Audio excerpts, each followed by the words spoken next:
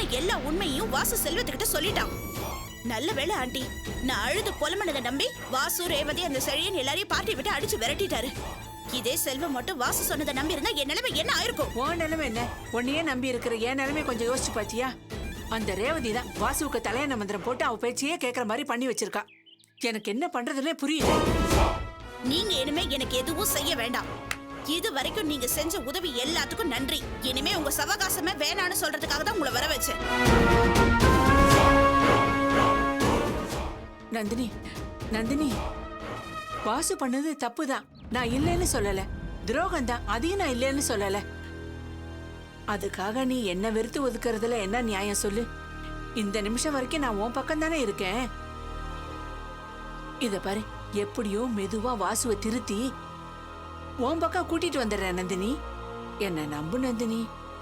இல்ல, வாசு இனிமே எனக்கு சாதகமா மாறுவாங்கிற நம்பிக்கையே இல்ல. அதனால வாசு மேட்டரை விட்டுருங்க. இனிமே வாசுவை பத்தின பேச்சையே என்கிட்ட எடுக்காதீங்க. அப்ப என்னோட நிலைமை? நான் உன்னதானே இப்ப வரைக்கும் நம்பிக்கிட்டு இருக்கேன். இங்க பாருங்க, நீங்க எனக்கு எவ்வளவு ஐடியா கொடுத்திருக்கீங்க, எவ்வளவு விஷயத்த செஞ்சு கொடுத்திருக்கீங்க. அதனால உங்களுக்கு என்ன தேவையோ அப்பப்ப செஞ்சுக்கிட்டு இருக்கேன். இத பாருங்க, இனிமே வாசுவுக்காக எதுவும் என்கிட்ட கேட்க கூடாது. புரிஞ்சுதா? ஏதோ இந்த அளவுக்கு என் உறவை வெட்டி விடாம இருக்கியே, அது வரைக்கும் சந்தோஷம்தான். சரி, நான் கிளம்புறேன்.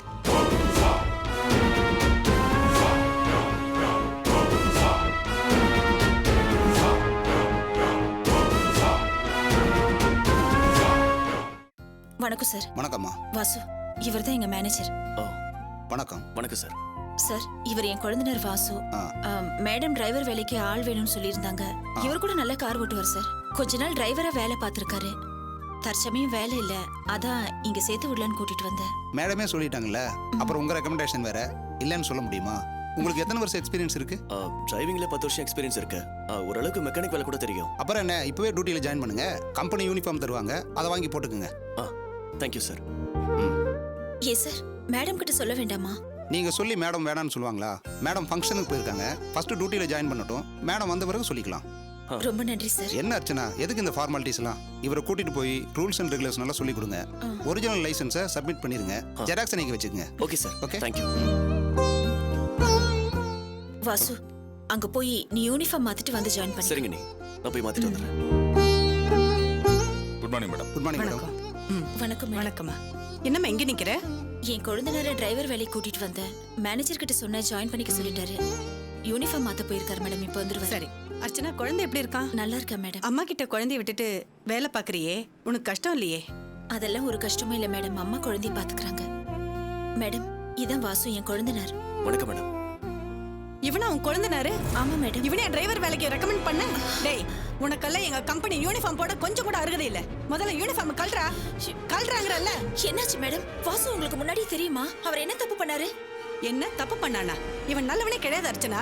Fraud, forgery. இவன் அர்ச்சனா கார்ஸ்ல வேலை பார்த்துட்டு இருக்கும்போது நம்ம கம்பெனி கார்ல அங்கதான் சர்வீஸ்க்கு போகும். அப்ப கம்பெனிக்கு தெரியாம என்கிட்ட கமிஷனுக்கு பேரம் பேசினான். அப்ப நான் முடியாதுன்னு சொன்னதுக்கு காரோட ஒரிஜினல் பார்ட்ஸ் எல்லாம் மாத்தி டூப்ளிகேட்டை போட்டு அனுப்புனா உங்களால கண்டே பிடிக்க முடியாதுன்னு மிரட்டினா. மேடம், நீங்க சொல்றதெல்லாம் சரிதான். வாசு ஒரு காலத்துல அப்படிதான் இருந்தாரு. ஆனா இப்ப திருந்தி நல்லவரா வாழ ஆரம்பிச்சிட்டாரு. தயவு செஞ்சு பழசெல்லாம் மனசுல வச்சுக்காம அவருக்கு வேலை போட்டு கொடுங்க மேடம். இல்ல அர்ச்சனா, என் மனசுல ஒரு சின்ன நெருடல் வந்தா கூட அந்த வேலையை நான் செய்ய மாட்டேன். இவன் விஷயத்திலே அப்படிதான். மேடம், எனக்காக ஒரு வாய்ப்பு கொடுங்க.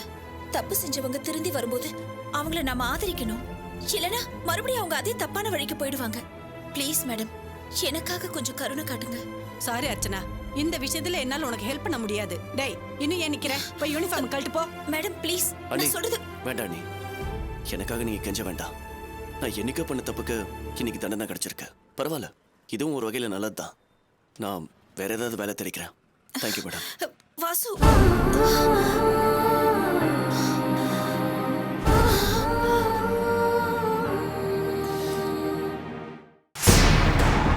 எக்ஸ்கியூஸ் மீ, நந்தினிங்கிறவங்க எனக்கு இங்க இருந்து ஃபோன் பண்ணிருந்தாங்க. நீங்க தான் மிஸ்டர் செல்வமா? வெயிட் பண்ணுங்க. சிஸ்டர், சிஸ்டர், சொல்லுமா. இவர்தான் மிஸ்டர் செல்வம், கூட்டிட்டு போங்க. வாங்க சார். நந்தினி ஃபோன் பண்ணி நான் இந்த ஹாஸ்பிட்டல்ல தான் இருக்கேன், உடனே கிளம்பி வான்னு சொன்னா. நந்தினி எங்க இருக்கா? வாங்க சார், சொல்றேன். புரியல சிஸ்டர், என்ன எங்க கூட்டிட்டு போறீங்க? எனக்கு எதுவுமே புரியலங்க. எதுக்காக என்ன கூட்டிட்டு வந்து இங்க உட்கார வச்சிருக்கீங்க? உங்க பிளட் குரூப் என்னன்னு சொல்லுங்க.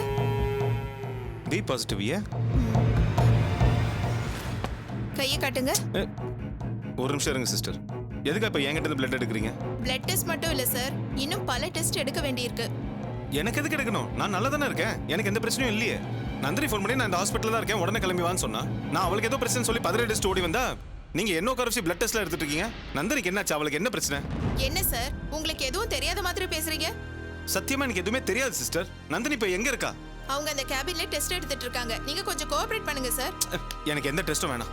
சார் சார் நந்தினி, எல்லா டெஸ்டும் எடுத்தாச்சா? என்ன நடக்குது? காலைல இருந்து 2 பேரும் நல்லா தானே இருந்தோம். திடீர்னு ஃபோன் பண்ணி ஹாஸ்பிட்டலுக்கு வாங்கன்னு சொன்னேன். இங்க வந்து என்ன குறைச்சி டெஸ்ட் எடுக்கணும்ங்கறாங்க. இப்போ எதுக்கு இந்த டெஸ்ட் எல்லாம்? என்ன நந்தினி, எதுக்கு டெஸ்ட்னு கேக்குறாரு? நீ எதுவும் சொல்லலையா அவர்கிட்ட? ஒரு நிமிஷம் டாக்டர், நான் எல்லாத்தையும் சொல்லிட்டு வந்துடுறேன். செல்வம், கொஞ்சம் வெளியில வா. வா. என்ன நடந்துட்டு இருக்குதுங்க? என்ன மன்னிச்சிடு செல்வம். காலையில நீ குழந்தை மேல எவ்வளவு பாசம் வச்சிருக்க, குழந்தைக்காக எவ்வளவு ஏங்கி தவிக்கிறேன்னு நான் புரிஞ்சுக்கிட்டேன்.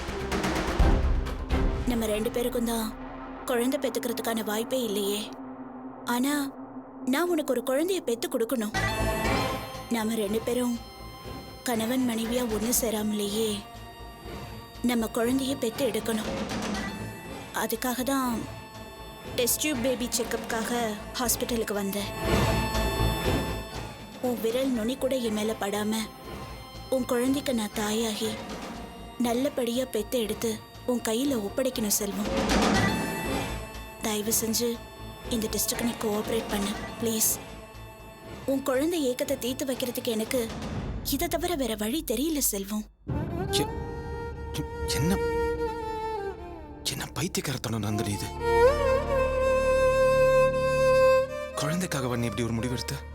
ஆமா செல்வம், குழந்தை மேல உனக்குள்ள ஆசையும் ஏக்கமும் காலம் பூரா உன் மனசுல வருத்தத்தை உண்டாக்க கூடாது இல்லையா? அதனாலதான் டெஸ்ட் டியூப் பேபி முடிவெடுத்தேன்.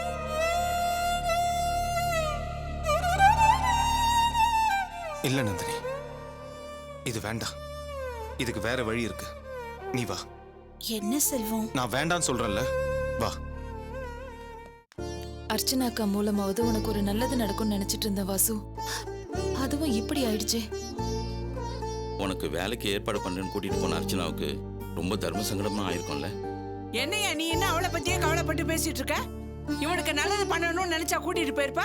வேணும்னு திட்டம் போட்டு இவனை அவமானப்படுத்தணும் தான் கூட்டிட்டு போயிருப்பா. அடி போடி அகம்பாவம் பிடிச்சவள.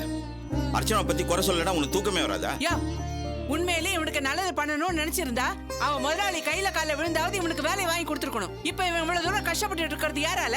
அவளுக்கு உதவி பண்ண போய்த்தானே. அத்தை, அக்கா கெஞ்சி கேட்டும் வேண்டான்னு சொல்லி தடுத்தது இவர் தானே சொல்லிட்டார்ல. அதுக்கப்புறம் ஏன் அர்ச்சனா அக்காவை குறை சொல்றீங்க? சரிம்மா, உன் அக்காவை நான் ஒன்னும் குறை சொல்லல. குடும்பத்தை எப்படி நடத்துறது, வருமானத்துக்கு இனிமே என்ன வழி? ஏண்டி, நான் தான் சம்பாதிக்கிறேன், கிடைக்கிற வருமானத்தெல்லாம் வீட்டுக்கு தானே கொண்டு வந்து கொடுக்குறேன். அப்புறம் ஏண்டி உனக்கு கஷ்டம்? இந்த வார வாசு, நீங்கெல்லாம் சின்ன வயசா இருக்கும்போது நான் பொறுப்பா சம்பாரிச்சு போட்டு உங்களை எல்லாம் வளர்க்கல. செல்வம் தான் எல்லாத்தையும் பார்த்துக்கிட்டான். இப்பதான் நான் சம்பாதிக்கிறேன்ல, குடும்ப செலவை நான் பார்த்துக்கிறேன். நீ ஒரு நல்ல வேலையா ட்ரை பண்ணு. கவலைப்படாத வாசு, இப்பெல்லாம் வேலை கிடைக்கிறது ஒன்னும் குதிரை கொம்பான விஷயம் இல்ல. நிறைய வேலை வாய்ப்பு இருக்கு. உன் படிப்புக்கும் திறமைக்கும் ஏத்த வேலை கிடைக்கிற வரைக்கும் ஏதாவது ஒரு வேலையை பாரு. தரம் பார்க்கலனா தரணி முழுக்க வேலை இருக்கு. ஏன் மாமாவை எடுத்துக்கோ, அவர் கௌரவம் பார்க்காம என்னென்ன வேலை செஞ்சிருக்காரு. ரேவதி, என் படிப்புக்கு தகுந்த வேலை கிடைக்கலன்னா கூட பரவாயில்ல. எனக்கு தெரிஞ்ச இன்னொரு வேலை டிரைவிங் மட்டும்தான். என்ன இத்தனை நாள் அண்ணக்கமல்ல ராஜா மாதிரி வாழ்ந்துட்டேன். இனிமே கொஞ்சம் கஷ்டப்பட வேண்டியிருக்கும். பரவாயில்ல, எந்த வேலையா இருந்தாலும் பார்க்கறதுக்கு நான் ரெடி. கண்டிப்பா வேலை கிடைக்கும். வாசு, ஒரு வகையில என்னால தானே உனக்கு இந்த கஷ்டம்.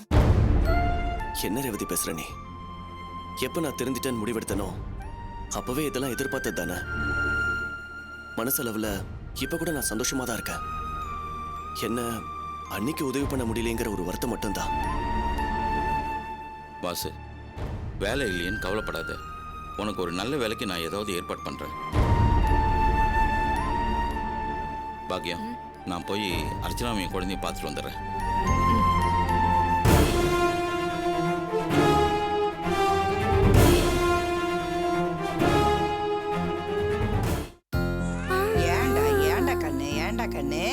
என்னம்மா ரொம்ப தொந்தரவு பண்ணிட்டேனா? அப்படிலாம் ஒண்ணும் இல்லம்மா. பாலை சூடு பண்ணி வெதுவெதுன்னு கொடுத்தேன்னா குடிச்சிட்டு பேசாம இருப்பான். இல்லைன்னா இப்படிதான் நை நைன்னு அழுதுகிட்டே இருப்பான். என்னடா தங்கம், பாட்டியை தொந்தரவு கொடுக்கூடாதுன்னு சொல்லிட்டு தானே போனேன் உங்ககிட்ட. என்னாச்சு என் செல்லத்துக்கு? அம்மாவை காணோன்னு அழுதிய செல்லம். அழக்கூடாது, அம்மா வந்துட்டேல்ல. அர்ச்சனா, தங்கம், வாசுவோட வேலை விஷயம் என்னாச்சுமா? அவனுக்கு வேலை கிடைச்சிருச்சா? இல்லம்மா. ஏன் உங்க கம்பெனில தான் வேலைக்கு ஆள் எடுக்கிறாங்கன்னு சொன்ன, அப்படியே அவனுக்கு வேலை கொடுக்கல? மேனேஜர் வாசுவை பார்த்துட்டு வேலையில சேர்ந்துக்கலான்னு சொன்னாரு. அவனும் யூனிஃபார்ம் மாத்திட்டு வந்தான். நானும் ரொம்ப சந்தோஷப்பட்டேன். அதுக்கப்புறம் மேடம் வந்து வாசுவை பார்த்துட்டு இவனால வேலையில சேர்த்துக்க கூடாது, முதல்ல வெளியில போன்னு சொல்லிட்டாங்க. ஏம்மா? அவன் முன்னாடி வேலை பார்த்த கம்பெனில ஃப்ராட் வேலை பண்ணிருக்கான்ல. அதாம்மா, அர்ச்சனா கார்ஸ்ல வேலை பார்த்தப்போ ஃப்ராட் வேலை பண்ணிருக்கான்ல. அது எப்படியோ அந்த மேடம்க்கு தெரிஞ்சு போச்சு. அதனால உன்ன மாதிரி ஆளுங்களெல்லாம் வேலையில சேர்த்துக்க முடியாது, முதல்ல வெளியில போன்னு சொல்லிட்டாங்க. நானும் அவங்க கிட்ட எவ்வளவோ எடுத்து சொன்னேன். வாசு முன்ன மாதிரி இல்ல மேடம், திருந்திட்டான்னு. ஆனா அவங்க என் பேச்ச கேட்கவே இல்லம்மா. இதை என்னன்னு சொல்றது? நல்லதுக்கே காலம் இல்ல. அவன் கெட்டவனா தெரிஞ்சப்போ நல்லா வசதியா சந்தோஷமா இருந்தான். நல்லவனா மாறினதுக்கு அப்புறம் அவனுக்கு வேலையே கிடைக்காம எவ்வளவு கஷ்டப்படுறான் பாத்தியா? எல்லாம் நேரம். வாங்க மாமா. வாங்க. சம்மதி சேர்ல உட்காருங்க. இருக்கட்டும். என்ன சொல்றான் பேரன்? டேய் தாத்தாவை பாரு செல்லக்குட்டி. என்னம்மா டாக்ஸி ஓட்டுற வேலை எப்படி இருக்கு? சிரமமா இருக்கா? சிரமம் ஒண்ணும் இல்ல மாமா, பழகிடுச்சு. அம்மா, சொல்ல மறந்துட்டேன். எங்க கம்பெனில என்ன பார்த்துட்டு நிறைய லேடிஸ் டிரைவர் வேலைக்கு வர ஆரம்பிச்சிட்டாங்க. அப்படியா? அது மட்டும் இல்லம்மா, லேடி கஸ்டமர்ஸ் எல்லாம் வண்டி புக் பண்ணும்போது லேடி டிரைவரே அனுப்புங்கன்னு சொல்றாங்க.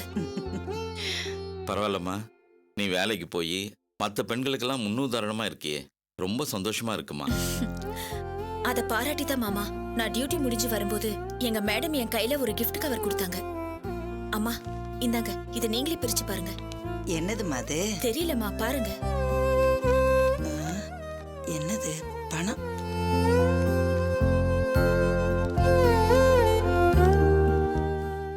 ₹10,000 பணம் இருக்குமா? ஒரு மாச சம்பளத்தை கிஃப்டா கொடுத்திருக்காங்க போல. இத வாங்கிக்கிறதுக்கே எனக்கு ரொம்ப சங்கடமா இருந்ததுமா. மேடம் தான் வற்புறுத்தி கொடுத்தாங்க. ரொம்ப சந்தோஷமா இருக்குமா? அர்ச்சனா, நீ மாசமா இருக்கும்போது உனக்கு நல்லபடியா குழந்தை பிறந்ததுன்னா திருத்தணி முருகன் கோயிலுக்கு வரதா வேண்டிக்கிட்டேன். அதுக்கேத்த மாதிரி பணமும் கிடைச்சிருக்கு. நாளைக்கே போயிட்டு வந்துடலாமா? போலாமா, எனக்கும் நாளைக்கு லீவு தான். காலையில இங்க இருந்து புறப்பட்டா சாயங்காலத்துக்குள்ள வீட்டுக்கு வந்துடலாம். மாமா, நீங்களும் எங்க கூட கோயிலுக்கு வாங்கல? இருக்கட்டும்மா, நீங்க எல்லாம் போயிட்டு வாங்க. எனக்கு நம்ம வாசு விஷயமா ஒருத்தர் பார்க்க வேண்டி இருக்கு, அதனால என்னால வர முடியாதுமா. வாசு வேலை விஷயமா நானும் எவ்வளவோ முயற்சி பண்ண மாமா, ஆனா அது முடியாம போயிடுச்சு. என்ன தப்பா எடுத்துக்காதீங்க. பரவாயில்லம்மா, வாசுவுக்கு நான் வேற ஒரு ஐடியா வச்சிருக்கேன். பாருமா, நீ வேலையை முடிச்சு களைப்பா வந்திருப்ப, முதல்ல போய் சாப்பிடுமா. நீங்களும் சாப்பிடுவாங்க மாமா. இருக்கட்டும்மா, பரவாயில்ல, நான் குழந்தைய பாத்துக்கிறேன், நீ போய் சாப்பிடு. டேய் கண்ணா, ஏன்பா? ஓ ஓ பாப்பா, வா ஏன்பா ஏன்பா, வா வா வா. ஐயா, ஏன் என்ன வேணும் உங்களுக்கு? செல்லக்குட்டி, ஏன்பா ஏன்?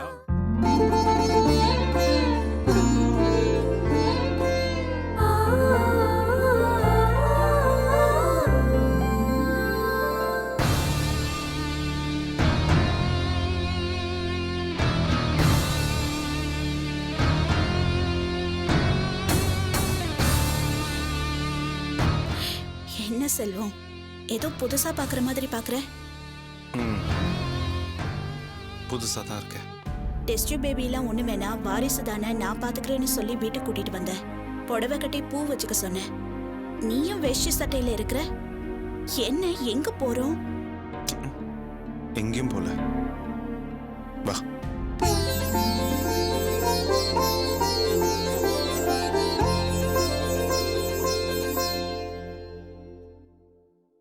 சாமி கும்பிட்டு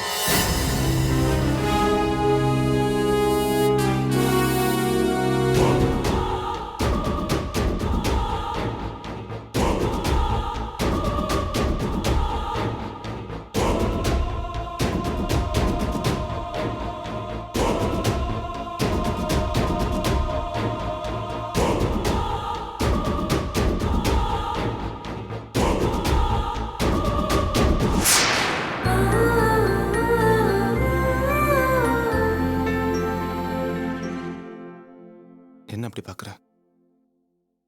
இன்னையில இருந்து நீ என் பொண்டாட்டி. இந்த ஊர் அறிய உன் கழுத்துல தாலி கட்டி உன்னை என் பொண்டாட்டி ஆக்கணும்னு தான் நான் நினைச்சேன். ஆனா அது நடக்காம போயிருச்சு. வீட்டில் வச்சாது என் கழுத்துல சிம்பிளா ஒரு தாலியை கட்டுங்கன்னு நீ சொன்ன. ஆனா நம்ம விரட்டி அடிச்ச அர்ச்சனா கூட தாலியோட புனிதத்தை பத்தி தான் பேசிட்டு போனா.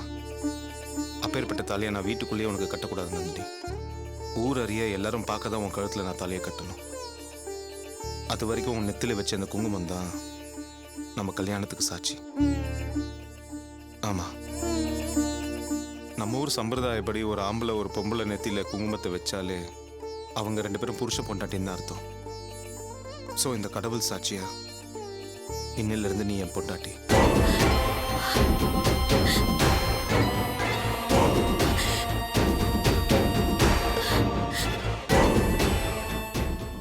ஏன் கண் கலங்குற? சந்தோஷமா இருக்க வேண்டிய நேரத்தில் அழக்கூடாது.